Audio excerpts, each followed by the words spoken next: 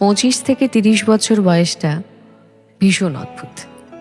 বেশিরভাগ মেয়ে দিদি এই সময়টায় বিয়ের 3-4 বছর সময় চলে।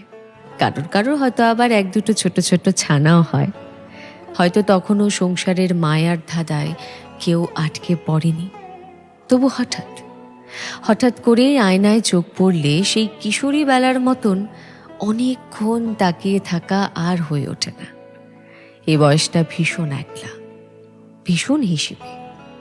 18-র তরুণীর মতন চাইলেই দুচোখ ভরে কাজল পরে ঝুম বৃষ্টি ভেজা হয়ে ওঠে না। লোকের ন্যাকামো বলে।